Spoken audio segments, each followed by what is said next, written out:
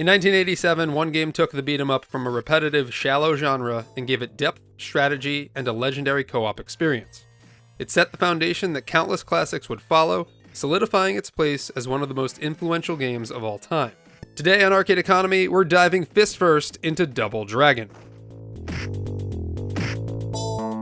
What's up, dudes and dudettes, and welcome back to another episode of Arcade Economy, the show where we take a look at arcade classics to determine just how much they would have cost to beat during the time of their release. In my last episode, we went to Metro City to take a look at Capcom's Final Fight. Today, we're going further back into the beat-em-up to Technos' Double Dragon. Did this game offer a noble challenge worthy of a martial arts master, or was it just designed to bleed your pockets dry? As always, we're gonna find out.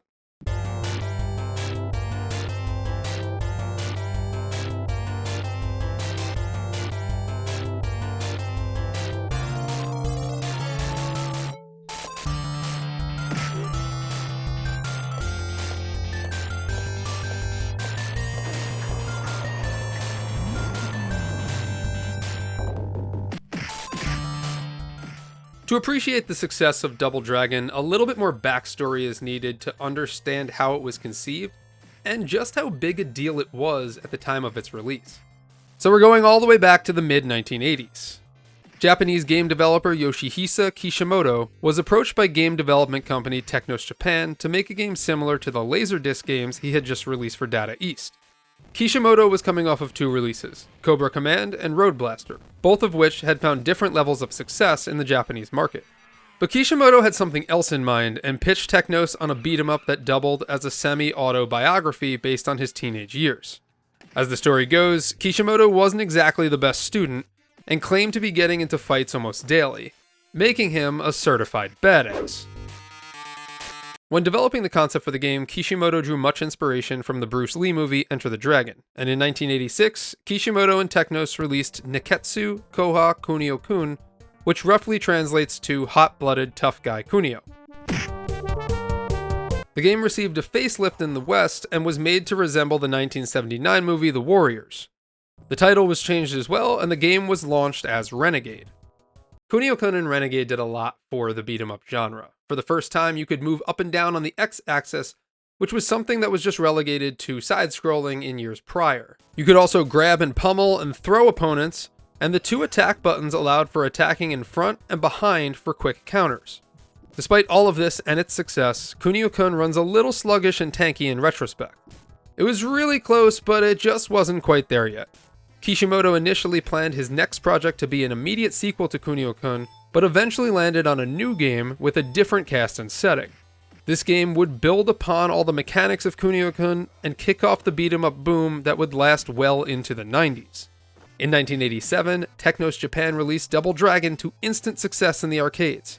It would go on to become one of the top grossing arcade games around the world from 1987 to 1989.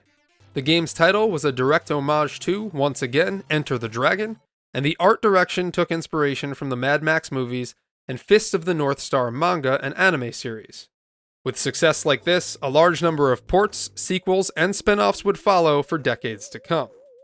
Double Dragon was ported to just about every gaming platform imaginable, including home computers, the NES, the Master System, and even the Atari 2600. What a choice that was. In the early 90s, Double Dragon would see ports to the Sega Genesis and handhelds Game Boy and Atari Lynx. A sequel was immediately put into production, and in 1988, Double Dragon 2: The Revenge was released in arcades. The sequel reintroduced the directional attacks used in Kunio-kun a couple of years earlier. Double Dragon 3: The Rosetta Stone would follow in 1990 with an arcade release, and a number of console-only releases came after, including Super Double Dragon in 1992 and a crossover with Battletoads in 1993. To capitalize on the fighting game boom of the mid-90s, Double Dragon released Double Dragon 5: The Shadow Falls in 1994, and its last arcade release was a fighting game simply titled Double Dragon, which released in 1995. In 2003, the game received the remake treatment for the Game Boy Advance, a pretty solid remake, by the way. Since then, the series has had some ups and downs. 2012's Double Dragon Neon had received mostly positive reactions. 2013's Double Dragon 2: Wanderer of Dragons was considered one of the worst games ever made, 2017 saw the release of Double Dragon 4, not to be confused with Super Double Dragon, which was initially considered Double Dragon 4. 2023 saw the release of Double Dragon Gaiden, a retro-inspired Double Dragon game. And 2025 will see the release of Double Dragon Revive, which has not come out yet at the time of this video's release, but it does look pretty enticing. Now, me talking about Double Dragon decades later, it's really easy to forget just how much of an impact Double Dragon had on pop culture after the release of those early games. Comic books, an animated series, and a highly regrettable movie were just some of the Double Dragon adaptations seen in the 90s. We don't really have to wear these, do we? The game's story is pretty straightforward. The intro of the game features the Black Warriors gang gut-punching and kidnapping a young lady named Marian. Players will take control of either Marian's boyfriend Billy or his twin brother Jimmy as they brawl their way through the streets to rescue Marian. It's interesting to note that Billy and Jimmy didn't actually get their names until Double Dragon 3, and were instead identified as Hammer and Spike, the names tattooed on their arms on the arcade poster. Their last name, Lee, was yet again another reference to the martial arts star, Bruce Lee. Gameplay mechanics in Double Dragon were revolutionary for its time and established core elements for the beat-em-up genre that are still being used to this day.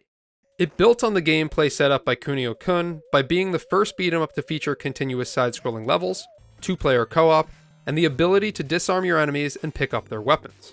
All pretty standard things when it comes to beat-em-ups now. But back then, this was something completely new for arcade goers. The game features your standard joystick with 3 buttons: kick, jump, and punch. Combining them together can be used to create combos. Getting in close will allow players to grab and throw enemies, and if playing with 2 players, you can grab bad guys from behind for free shots. There's also a timer on top of the screen, and if that hits 0, it'll take one of your lives. Among the aforementioned weapons you can pick up are baseball bats, whips, throwing knives, and dynamite. Several other throwable objects like oil drums, rocks, and boxes are also scattered around levels. Just make sure you get to them before your enemy does. One thing that I immediately noticed with this game, and that has been called out by players in years past, is the way the game slows down when more than 3 players are on screen.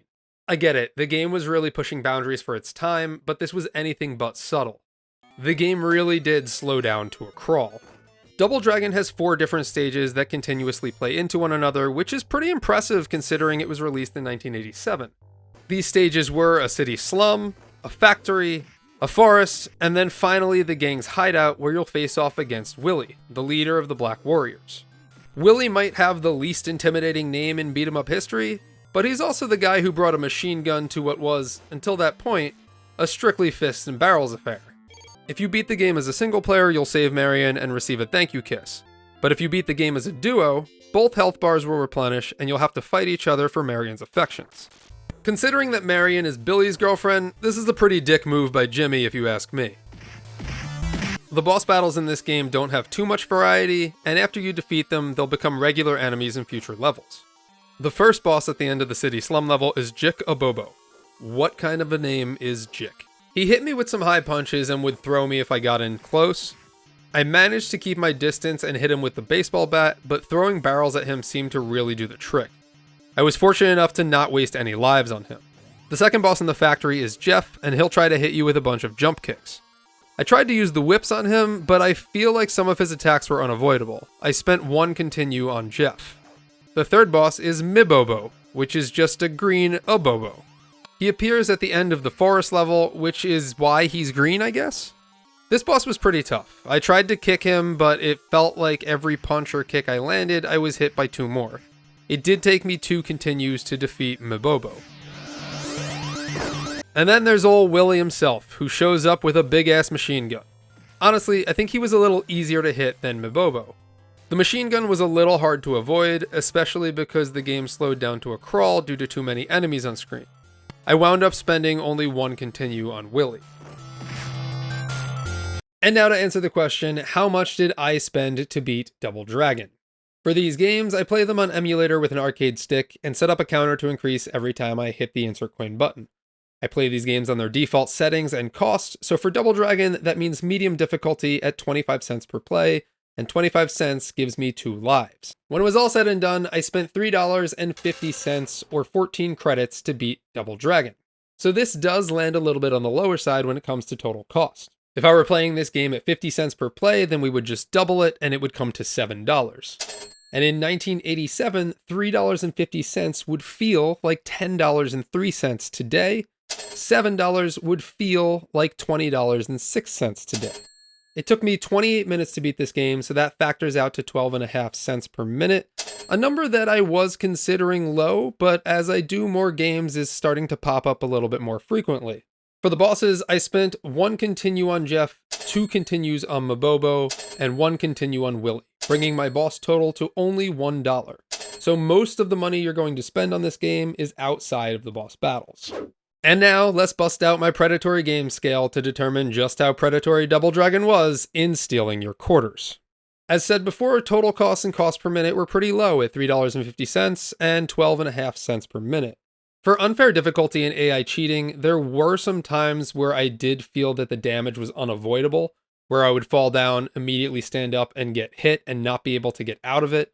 I'd kind of get overrun by enemies a few times during the game. And I don't know if this is just because of the game's slowdown, or maybe it's because of the stiff game mechanics of the time, but I will say that the game is very generous with health and health depletion, and although there are no health pickups in the game, I did find that I would get knocked down a number of times, and none of my health would be depleting, so that kind of factors in as well.